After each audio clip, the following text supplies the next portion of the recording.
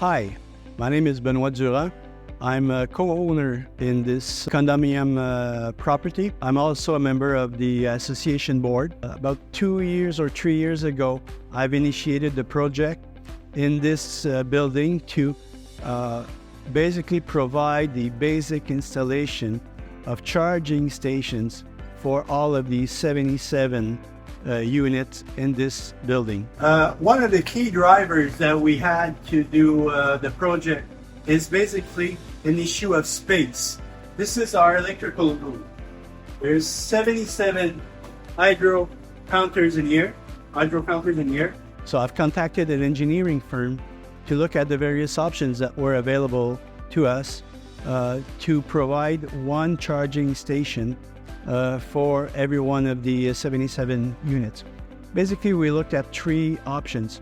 First option was to provide a separate electrical entrance that would take care of every charging station in the building. The other one was to provide a common charging station for everyone, where everyone could come and park their car and charge their car for the evening or for the night. The third one, which is the one that we've opted for, was basically to make everyone fully independent and autonomous for the installation of his charging station. That was the cheapest one, the cheapest option by far.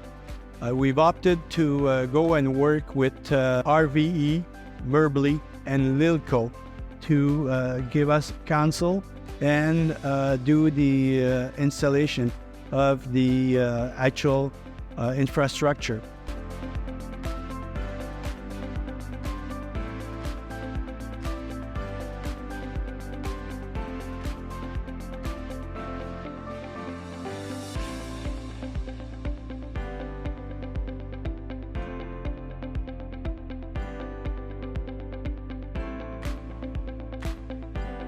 The installation of these walls of DCC. So each one of these boxes contains or will contain a DCC.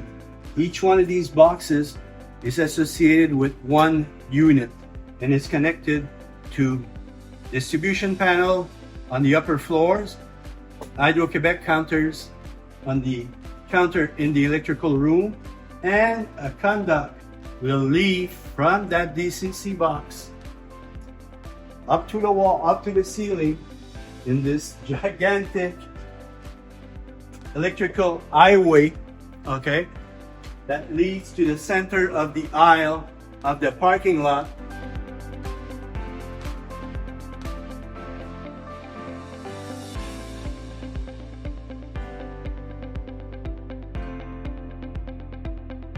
Second phase is basically putting up the electrical conduct between the DCC, the contrôleur de charge in French, and the actual charging station.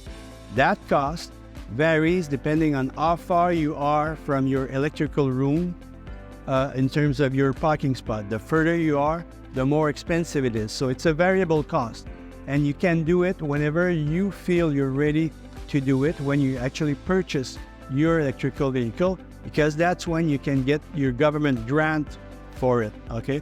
The first part was basically done ahead so that every co-owner could proceed at his own pace in terms of completing the installation. The technical part was the easy part, okay? Sometimes we say the soft stuff is the hard stuff. Indeed, selling the project to the co-owners required a lot of preparation, a lot of explanation. What we had to do is we had to own in on our solution. Then we made 2 or 3 informal presentation in our reception hall, so that everyone had the opportunity to ask all the questions they wanted to ask, and that allowed us to complete our presentation. Then we held a general assembly with all of the co-owners, where we played back our solution, all the questions that they've asked, and the answers to those questions. and we went through a vote. Actually, the vote went on very, very smoothly. And once that was done, we proceeded with the installation with a company called Lilco. It took them about 3 weeks to do the entire work. It was a great project.